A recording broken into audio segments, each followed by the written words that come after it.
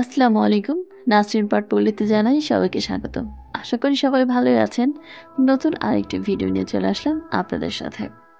আমি অনুরোধ করব ভিডিওটি না টেনে দেখার জন্য। আপনারা যখন ভিডিও দেখেন খুব দ্রুত টেনে দেখে ফেলার কারণে ভিডিওর অনেক ইম্পর্টেন্ট কথা বা ভিডিওর ছোটোখাটো অনেক বিষয় আছে যা আপনারা স্কিপ করে যান।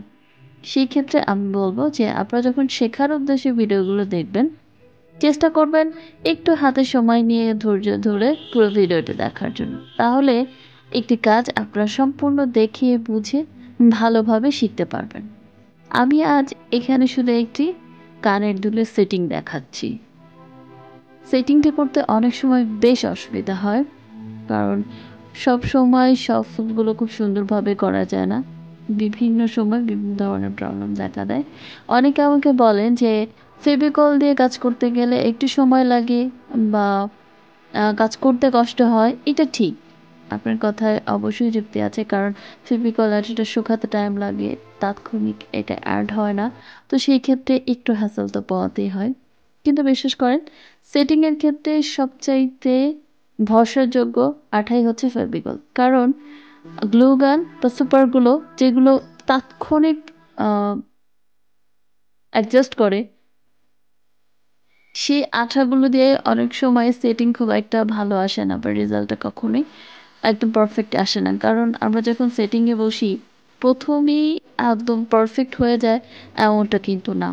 অনেক সময় আমাদের এটা খুলে আরেকবার করা লাগে বা পাপড়িটা ঠিক জায়গায় বসে না বা ছোট বড় হয়ে যায়। এই যে প্রবলেমগুলো হয় ফেভিকল দিয়ে যখন আমরা কাজগুলো করি তখন কিন্তু এই সমস্যাটা কোনো সমস্যার ভিতরে পড়ে না, কারণ এটা তার তাৎক্ষণিক শুকায় না। এটা শুকাতে মিনিমাম 1 ঘন্টা সময় দেওয়া লাগে, তাহলে এটা পারফেক্টলি ইউজ করার মতো হয়ে যায়।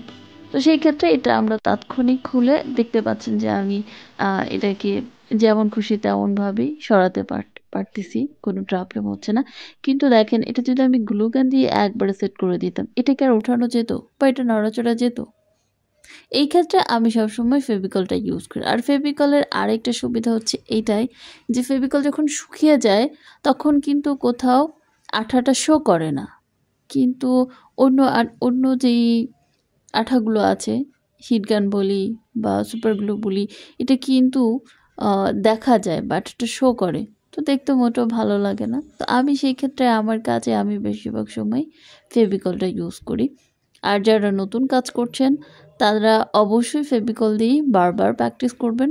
আর প্র্যাকটিস করলে খুব সুন্দরভাবেই কিন্তু কাজ হয়ে যায়।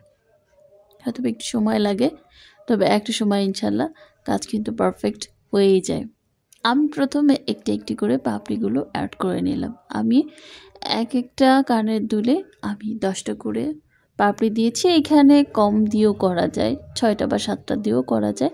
তবে কাস্টমারের ডিমান্ড অনুযায়ী আপনি পাপড়ি কিন্তু অ্যাড করতে পারেন আপনার মন পছন্দ মতো। আমি লকেটের সাথে মিল রেখেই কানের দুলটা করছি। এটা আমি হলুদ কালারের পাটের সুতা দিয়ে করেছি। আপনারা যে কোনো কালারের সুতা নিতে পারেন, চাইলে ক্লে দিয়েও করতে পারেন। এই সেম প্যাটার্নে ক্লে দিয়ে করলেও আমার মনে হয় না খারাপ লাগবে।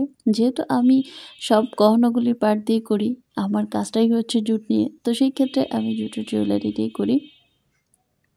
আর আমি আমার প্রত্যেকটি প্রোডাক্ট হোলসেল এবং খুচরায় সেল দিয়ে থাকি। আপনারা যারা পারচেস করতে চান অবশ্যই নক করতে পারেন, ইনশাল্লাহ আপনার কাছে প্রোডাক্টটি পৌঁছে যাবে। আর এটা নিয়ে টেনশন করার কিছু নাই যে জুটের প্রোডাক্ট আঁশ আছে কিনা, চুলকাবে কিনা, এরকম কোনো ব্যাপার না। আশা করি ভিডিওটা দেখলে বুঝতেই পারছেন যে কতটা নিট অ্যান্ড ক্লিন। এখানে কোনো আঁশ ওঠা নেই যেটা স্কিনের জন্য প্রবলেম হবে, দেখতে খারাপ লাগবে। একদম ক্লের মতোই ফিনিশিং দেওয়া, যেটা আপনারা ক্লের মতোই ইউজ করতে পারবেন। তো ভালো থাকেন, সুস্থ থাকেন, আল্লাহ হাফেজ।